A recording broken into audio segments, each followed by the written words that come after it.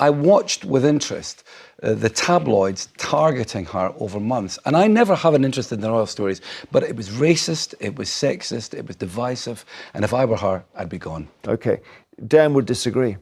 Well, I would just say, anytime anyone says this, because, again, this is really dangerous rhetoric, so, Ricky, you've made that claim, can you provide one example of racist coverage of Meghan? Well, I'd have to go back to the news coverage, but you've I'll just made a claim. I'll give you two that are quoted. One of them, obviously, is the Danny Baker tweet with the chimp in it. That's nothing to do with the media. No. And he said the other one was he knew nothing about it. Here's what I think. A Daily Mail headline which said something like "Straight Outta Compton," which is a rap record. So there's that flavour to it. But you're right to challenge Ricky, because actually it's more tone. Isn't it? Is that right? It was tone, and also the fact was they were picking up on stories that would have been about any princess, about anyone running the royal family, things that could never be proven. The staff weren't happy. People didn't like her. Now, well, you're asking about proof. How do you prove that stuff? Well, Ricky, you're talking rubbish, because I was the person that broke the story of Megxit. That doesn't prove it. I had so much hope that Meghan was going to be this great modernising force within the royal family, was going to be the woman that finished the work that Princess Diana started.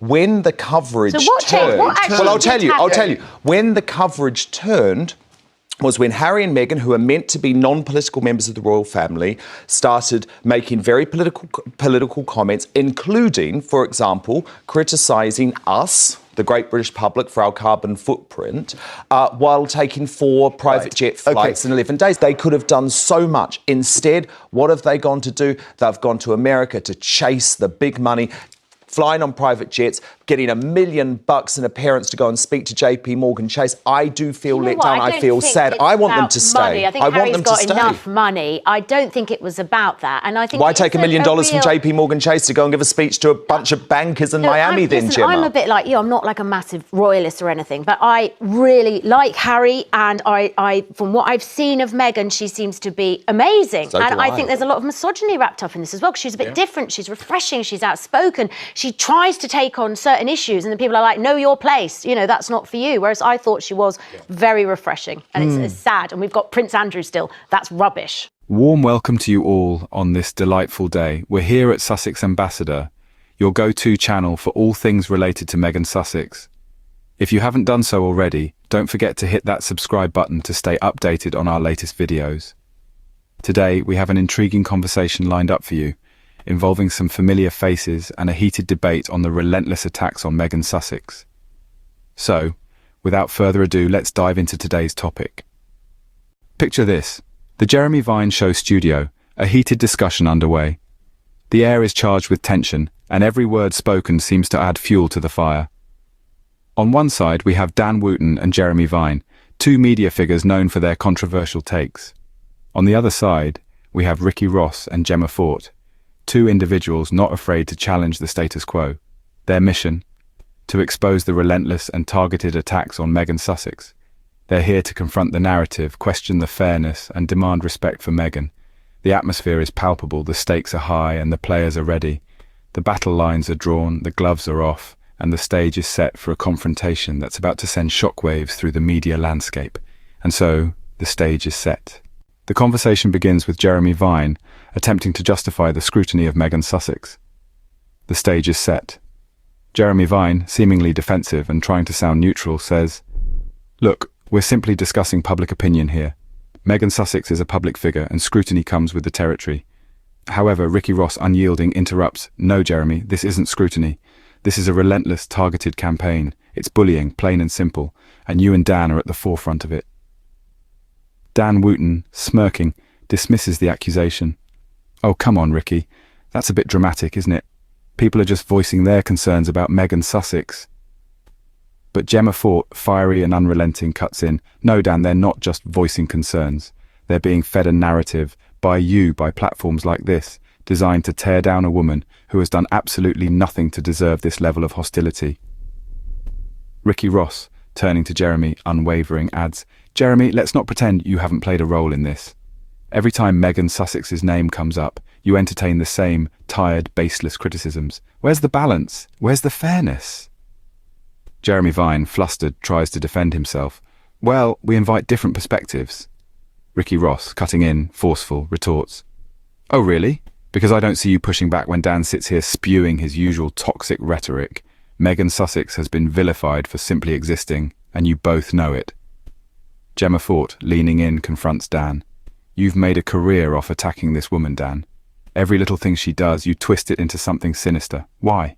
What exactly has she done that warrants this level of obsession from you? Dan Wootton, now visibly uncomfortable, mutters. People have a right to question her actions. Ricky Ross, cutting in sharply, counters. No, what people have a right to is the truth. And the truth is that you and others like you have manipulated public perception, fueling hate and division. Jeremy Vine, weakly attempting to regain control, interjects, all right, let's not get too personal here. But Jemma Forte, fired up, retorts, too personal? Meghan Sussex has endured years of relentless negativity from people like Dan, and yet you think calling that out is too personal. Where was this energy when she was being dragged through the mud daily? Ricky Ross nods in agreement, his voice unwavering, concludes. The bottom line is this. Meghan Sussex deserves respect. She deserves fairness, and she deserves to live her life without being your constant target. And so the confrontation begins. As Dan Wootton tries to downplay the situation, Jemma Forte steps in. Jemma, her voice charged with conviction, challenges Dan directly. Dan, this isn't just about voicing concerns, is it? She questions, her tone steady and strong. This isn't about people expressing their views. This is about a narrative that you and others like you are feeding the public. A narrative designed to tear down a woman who has done absolutely nothing to warrant this level of hostility. Her words hang in the air, a stark accusation that leaves the room silent for a moment. Dan tries to interject, but Jemma continues, her gaze unwavering.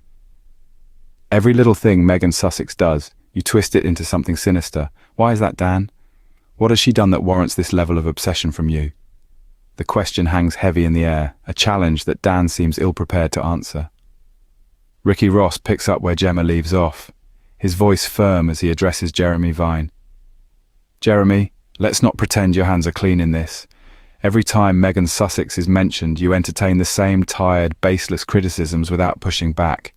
Where's the balance? Where's the fairness? Ross's words, coupled with Gemma's passionate defence, leave Dan and Jeremy visibly uncomfortable. They are left in a corner, their relentless attacks on Meghan Sussex exposed for what they truly are. A targeted campaign, a relentless bullying. Jemma, her voice still strong, delivers the final blow. You've made a career off attacking Meghan Sussex, Dan, yet you think calling that out is too personal. Where was this energy when she was being dragged through the mud daily? Gemma's words leave Dan visibly uncomfortable. The accusations hang heavy in the air, a stark reminder of the relentless negativity Meghan Sussex has had to endure. The scene ends with a clear message. The time for fairness and respect is long overdue. Ricky Ross, undeterred, continues to press for fairness. His voice resounds in the room, a beacon of logic amidst a sea of bias.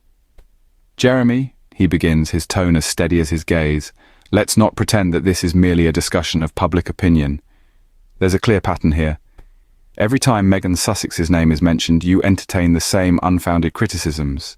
You're not providing a balanced viewpoint, you're perpetuating a narrative. His words are met with stammers and feeble attempts at justifications, but Ricky remains unyielding. Oh, really? He retorts. Because from where I'm sitting, it seems like you're more interested in encouraging Dan's toxic rhetoric than questioning it. Meghan Sussex has been vilified for simply existing, and you both know it. Ricky's accusations hang heavily in the air. He's not just challenging his counterparts, he's demanding a shift in the discourse. He's calling for fairness, for balance, for respect. Meghan Sussex deserves better, he insists. She deserves respect, she deserves fairness, and she most certainly deserves to live her life without being your constant target. His words are not just a defense of Meghan Sussex, but a critique of the media landscape that has allowed such relentless attacks to persist. The truth is, Ricky continues, you and others like you have manipulated public perception, fueling hate and division. People have a right to the truth, not the twisted narrative you've been peddling. As Ricky's impassioned plea comes to a close, his final words echo in the silence. The bottom line is this. Meghan Sussex deserves respect, she deserves fairness, and she deserves to live her life without being your constant target. The room falls silent as Ricky's words hang in the air. Jemma Forte and Ricky Ross make their final stand. Jemma, her voice echoing in the tense studio, fires back at Jeremy. Too personal? Megan Sussex has endured years of relentless negativity from people like Dan, and yet you think calling that out is too personal. Where was this energy when she was being dragged through the mud daily? Her words hang in the air, a stark reminder of the double standards at play. Ricky, nodding in agreement, takes the baton from Jemma. This was a monumental moment where Ricky Ross and Jemma Forte unflinchingly defended Megan Sussex, exposing the relentless attacks she has been subjected to. Their words have echoed a powerful message, demanding respect, fairness, and an end to the vilification of Megan Sussex. It's a clarion call for a change in narrative, to rise above the division and hate. Thank you for joining us today, and remember to subscribe, like, and share this video. Until next time.